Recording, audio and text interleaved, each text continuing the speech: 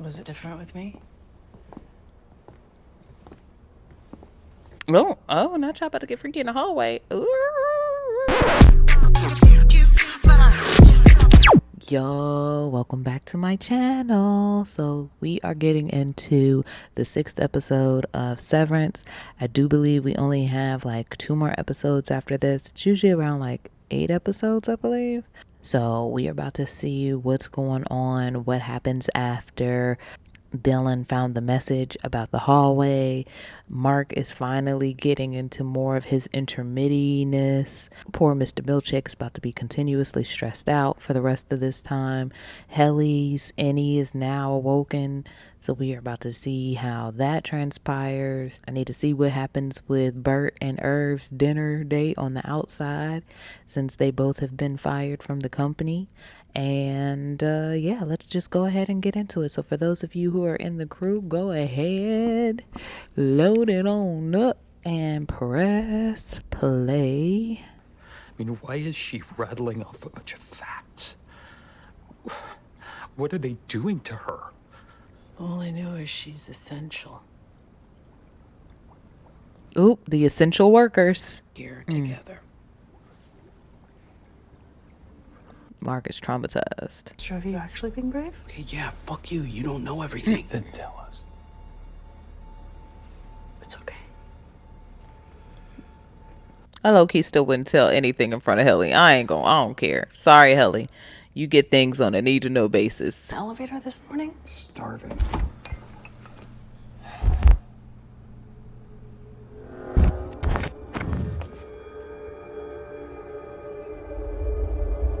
Ooh. Many valid concerns were raised, which I look forward to addressing. I'm glad for you. Oh, look at this statue. It's the rabbit duck psychology. Thank you, Mr. Milchick.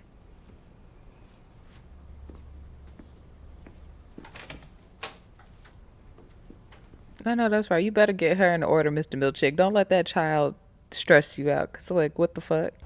Ellie, I'm sorry. I thought it was you. But it wasn't me. And I'm just gonna go walk around.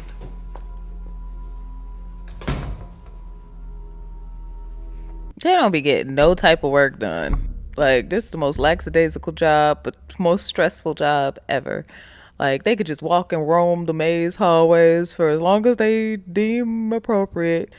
They ain't got to sit at that dang on computer refining numbers into little boxes.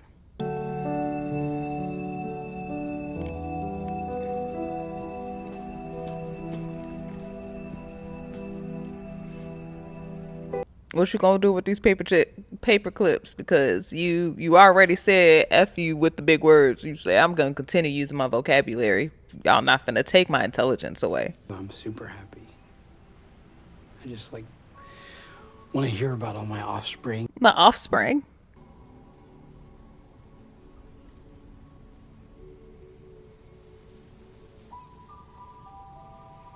That has to be so weird.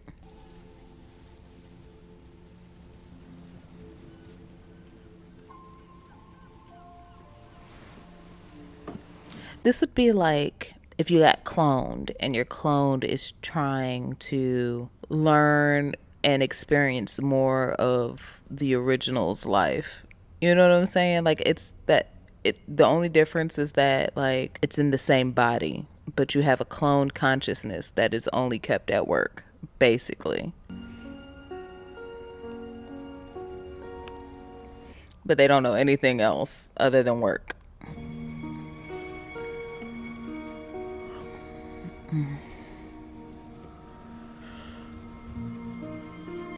Oh, everything about this just goes against human nature. Ooh, y'all don't move from hugging to kissing. Oh, Helly, not you sitting in the corner, girl.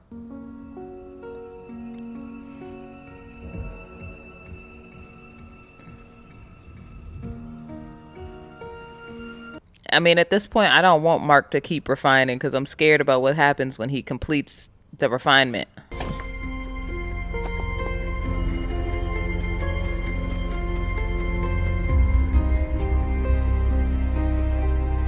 So everybody else get to canoodle but Irv, huh? Irv the only one who get fired for canoodling at work? Okay, I see how it is. Burt and Irv couldn't be out here canoodling, but Dylan gets to canoodle with his Outie's wife in a secret closet somewhere. And Helly definitely got to canoodle with Mark in office and on the retreat. Yeah. What sucks is that she got to have that and I didn't. So we about to go screw in the bathroom? That she used me to track my friends. Used my body to get close to you. That she... Ma'am, it's actually her body. That she controls me and this company and all of us. It's disgusting. I'm just saying, it's actually her body, but it's okay. It's all right, you know.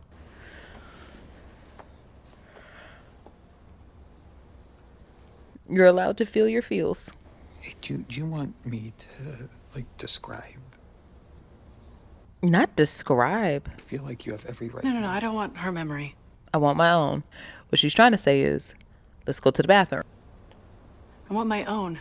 Mark. See? Mark like, huh? Oh, I get to hit it again. Oh, not they about to freak again. Mark about to hit the Innie and the Outie. But how?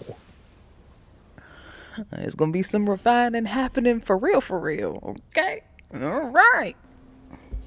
She said, follow me. We about to go do it in the supply closet. Oh, these work relationships is stressing me out. Cause why?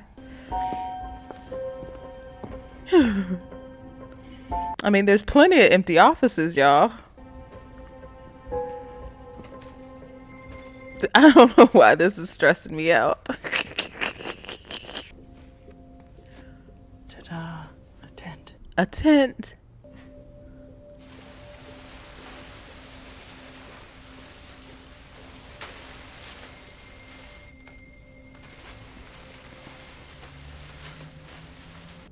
I mean, yeah, Mark, just don't tell how nice the other tent was. It was like a heater and cushions and, you know, blankets and whatnot. Y'all about to be on the cold office floor under a tarp, plastic tarp. I'm nervous. Oh, excuse me. Me too. You do. It's okay. Okay. I mean, since they don't have any knowledge of the outside, wouldn't it be like their very, very, very first time? So like losing their virginities all over again. So like the last time Mark, like how he know what to do? I'm just saying, how he know what to do? I really don't want to see them freak on each other again. I really just don't want to see this.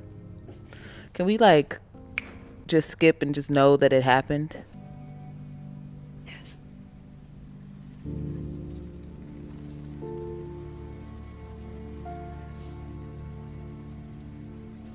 No, ew. I don't want to see this.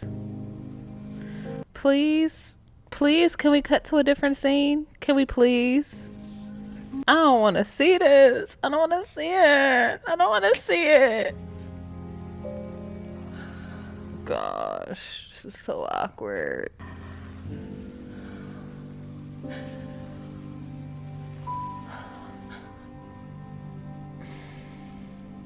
Y'all. So just ain't nobody doing no work today. Please tell me that he continuously put the paper clips on there backwards. Please tell me he did that on purpose. Please tell me. Oh, he done stressed himself out. Why are you shaking, Mr. Milchick?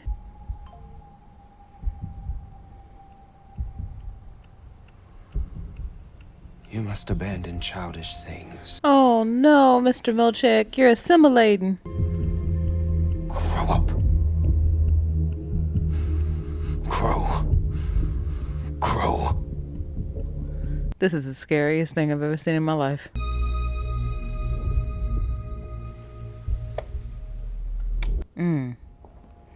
Okay, so he wasn't, he was putting the paper clips on there the way they wanted him to. I'm so sad for Mr. Milchick. You need to quit. Was it different with me? Oh, now y'all about to get freaky in the hallway. Ooh. You are. Uh-oh.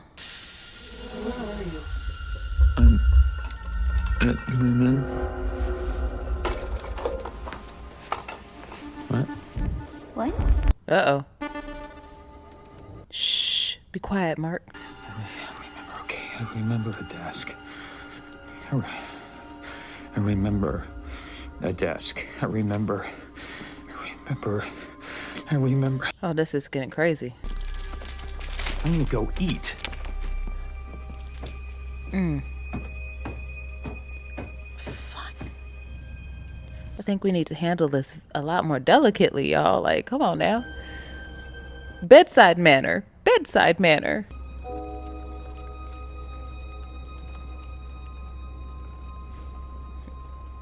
I know that's right, Irv. You better get yourself ready to see your man.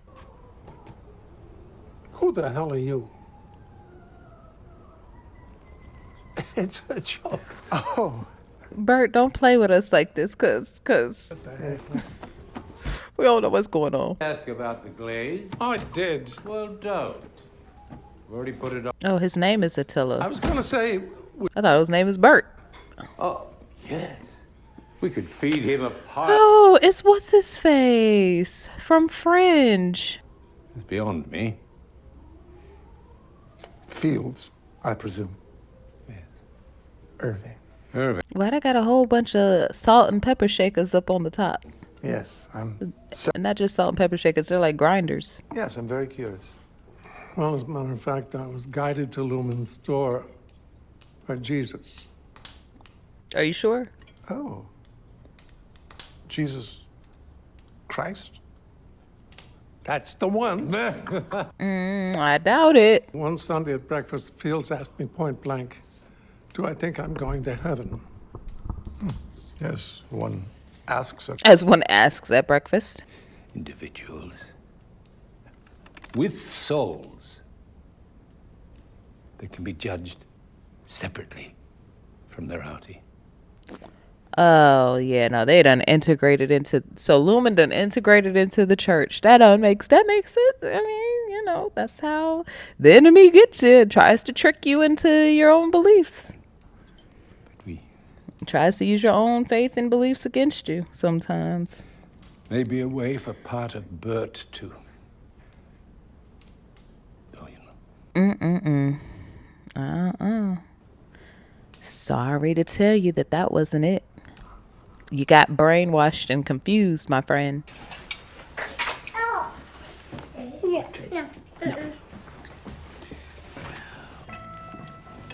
Oh. Somebody get him a fork. Mark, you are eating like an animal.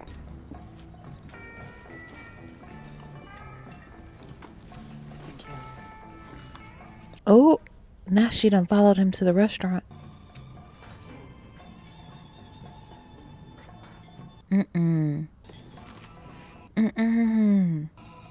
Oh, no. Well, it's nice to officially meet you.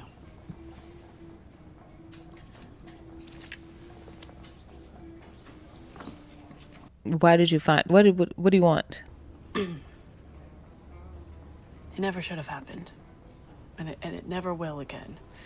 We take pride as a company to be better. Mr. Milchick already told me this, so why are you here? We will be better, That's nice to hear. Thanks. of course.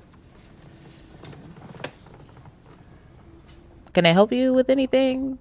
Sorry. It's a car accident, right? That's right. Yeah, such... I believe they implanted that memory into his head. And that's not exactly what happened. Good night. Good night. That's right, Mark. Don't tell her nothing. Ooh, the split screen. It's crazy.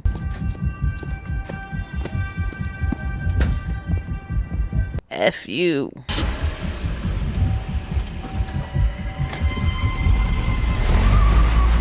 Oh, Mark, please don't get in a car accident. I hate when they do this POV in the cars because it always seems like, you know, then you got a car that comes out and T-bones them. Who got a frolic tattoo on their hand?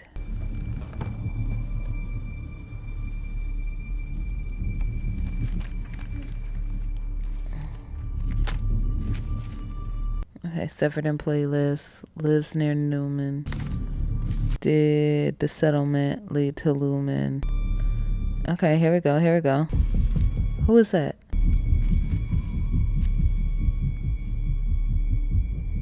Who is that? Grand Malcolm Dylan. We used to call each other Hun. Then about 10 years ago, that became Attila. I gotta go back and watch that again. Where was that at? That was at 37. All right, I gotta go back and pause that because I don't know what was on that list. It was a whole bunch of names. Corner's very special. Do you think you two ever made love at work? Fields, Jesus. Oh, Lord. Protected sex. And so I felt the right to it. This has been stressing Fields out from the very beginning. He was like, we about to get to the bottom of this. I mean it. And I hope it was beautiful. I need you to stop, Fields. Please. Please, let them live.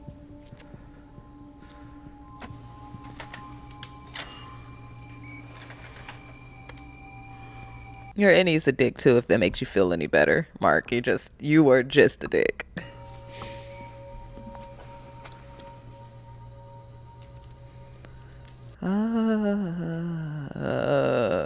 Yo, I don't like needles, y'all. Ew. Ooh. Oh. Don't worry about it. What the fuck does that mean? I'm doing it myself. Let your sister know.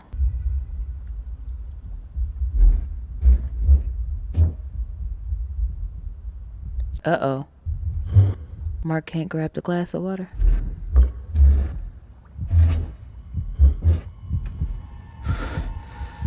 He about to pass out. It's okay, buddy. It's okay. Oh my gosh. Okay, so he's not full intermediate yet.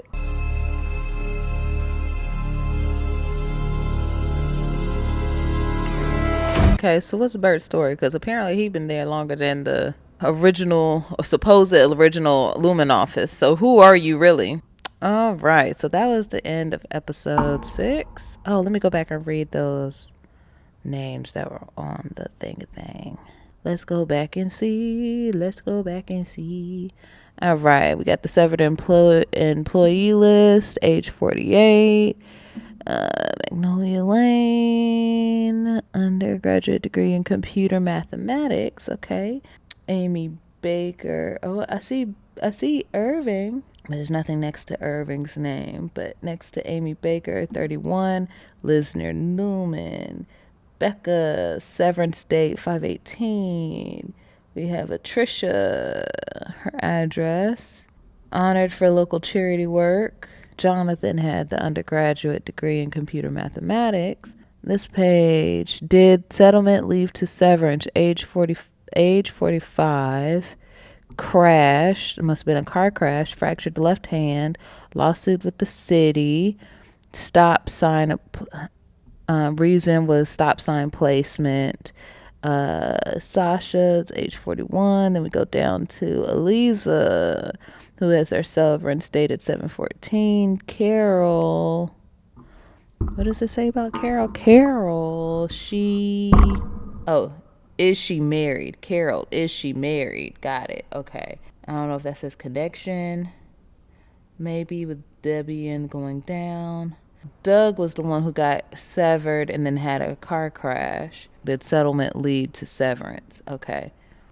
And then the last page says, all right, so we have Dylan George, Gersten, severed 1/12, maybe the 14th.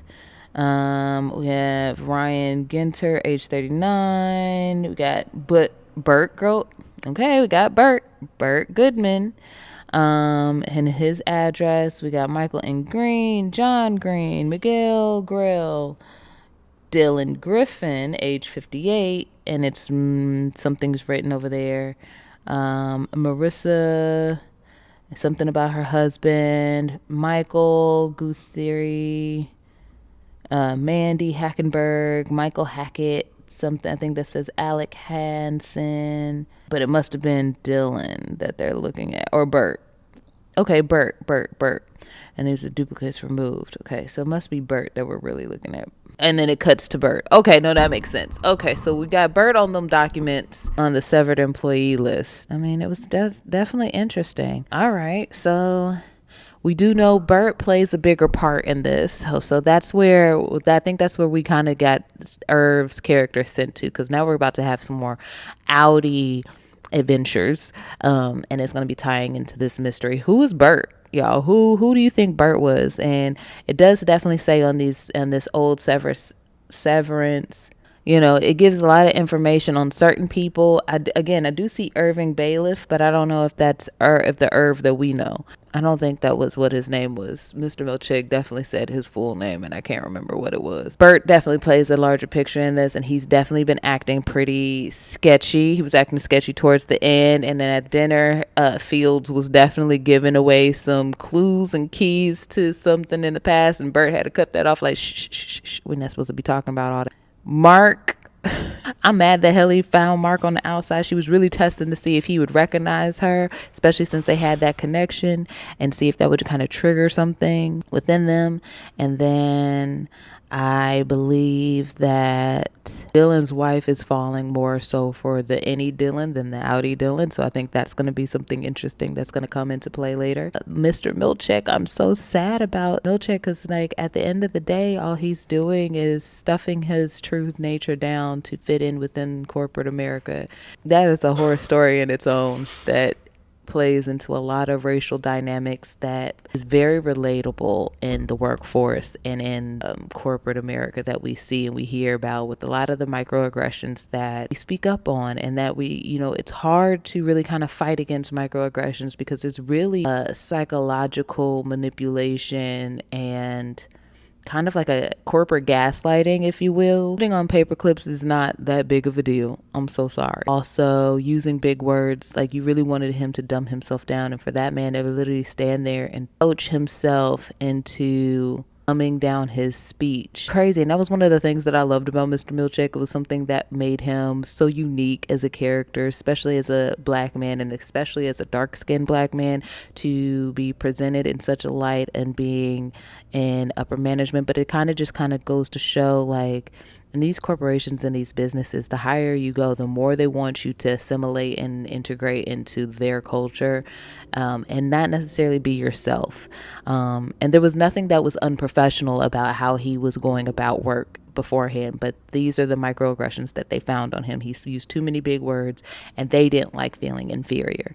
And that is something that, you know, people of color deal with the higher and higher up they climb in the corporate ladder. Of other people who may have been given these positions, like old boy, who I'm thinking now may be Helly's brother, and if that's the case, then he got to that position due to nepotism because of his father, not necessarily because he earned it or worked his way up to that part in the corporate ladder, but just because of who he is and his proximity to who he is related to. And that's just kind of how nepotism is. And unfortunately, nepotism, like a lot of privileges, you see it prevalent in a lot of the non-melanated sector of the world, especially in business. And they definitely have proven in this show and out of the show to not like it when a person of color can showcase themselves genuinely and uniquely, because I don't think Mr. Milchick was doing it in a condescending way. That's just really who he is, and he prided himself on being able to accurately use these words that you don't even like. I love the way he used to speak. in such a and in the correct manner. Like, he wasn't misusing them. He was actually using them in the way that you intended, where it didn't take a dummy to understand kind of what he was saying, though you didn't really understand that specific word in the context of how he used it, which was the correct context. You understood what he was saying. You know what I'm saying? So it was really kind of heartbreaking. That scene was kind of heartbreaking and terrifying all at the same time. I'm really loving Mr. Milchick's storyline this season. I know last season we were gearing up with like more of the cultiness of Kier and the backstory of that and Mrs.